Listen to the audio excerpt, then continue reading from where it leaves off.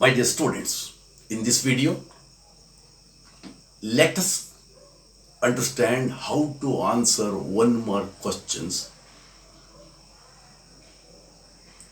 which come from second year PUC economics, particularly the second chapter, consumer behavior.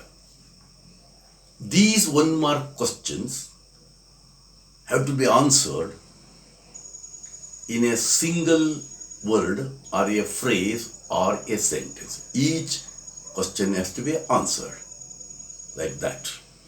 Now let's go to answer some of the one mark questions now. What is utility? Want satisfying power of a commodity is called utility. You know, the consumer consumes different goods. And why does he consume these goods? He has to satisfy his wants. And these goods have the power or the capacity of satisfying human want. So, in a single sentence, what is utility for this question? You have to say, want satisfying power or a capacity of a commodity to satisfy human want is called utility. Got it? So, want satisfying power is called utility. Coming to the second one, what is cardinal utility analysis? You know, there are two approaches. One is cardinal approach, another one is ordinal approach. What is cardinal utility analysis? It is an analysis where utilities are measured in cardinal numbers like 1, 2, 3, 4. You know, this analysis has been advocated by Alfred Marshall.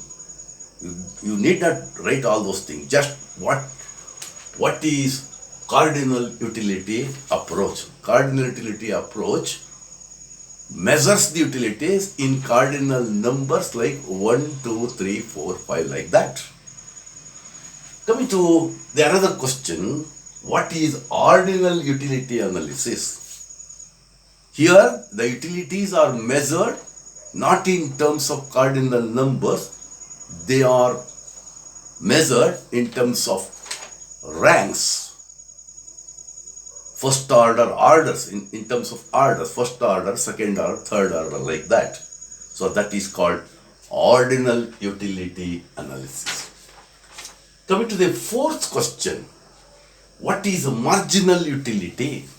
Marginal utility is nothing but an extra utility that is derived by the consumption of an extra unit of a commodity.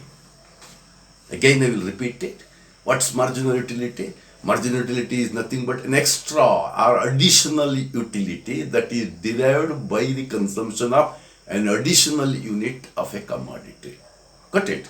Okay. Coming to fifth one. What do you mean by indifference curve? What do you mean by indifference curve? It is a graphical representation of different combinations of two goods which yield the same level of satisfaction. Please understand. So, it shows the different combinations of two goods and these combinations yield the same level of satisfaction. And when it is shown in a graph, it is called indifference curve. Again, I repeat it. Indifference curve is a graphical representation of different combinations of two goods which yield the same level of satisfaction. Since they give the same level of satisfaction, the consumer is indifferent. That is why this curve is called indifference curve. Okay. Coming to sixth one, what's demand?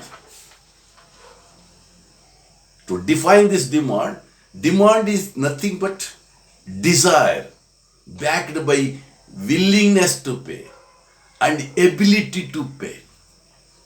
Demand constitutes willingness and ability to pay. The quantity demanded, what is quantity demanded? It refers to the quantity of goods that are purchased or consumed or demanded at the given price. What's the quantity that is demanded by a consumer at the given price is called quantity demanded. To define demand, demand is nothing but desire backed by willingness to pay and ability to pay.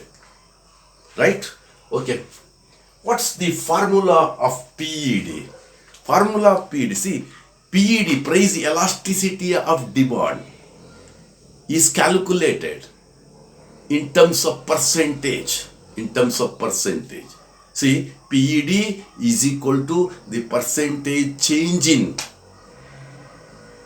commodity X divided by percentage change in commodity Y. So the formula here you see, that is formula of PED. PED is equal to delta X divided by delta P into P divided by Q. That is quantity. Delta Q, you can write delta Q divided by delta P into P divided by Q. Here what does it denote? It denotes delta Q means change in quantity divided by change in price into P is initial price divided by initial quantity. So this is the formula of PED. PED is equal to delta Q divided by delta P into P divided by Q. Okay. Coming to the 8th question. What are normal goods? Normal goods are those goods whose demand increases when the income of the consumer increases, and whose demand decreases when the income of the consumer decreases. Thus, there is direct relationship between the income of the consumer and the demand for the commodity. Right? So, they are the normal goods. And what are the inferior goods? It goes against that. It's simply an opposite idea. That means inferior goods are those goods whose demand does not increase as the income of the consumer increases. When the income increases, the demand for that good does not increase. Instead, it falls. And such goods are called inferior goods. Millets, what we say? Finger millets, foxtail millet, sajje, navane, arka. So these are called the millets. What we call in Kannada, navadhanyaಗಳು, ಸಿರಿಧಾನ್ಯಗಳು. ಸಿರಿಧಾನ್ಯಗಳು, yes. ಸಿರಿಧಾನ್ಯಗಳು, these are called the inferior goods. These inferior goods are different from normal goods.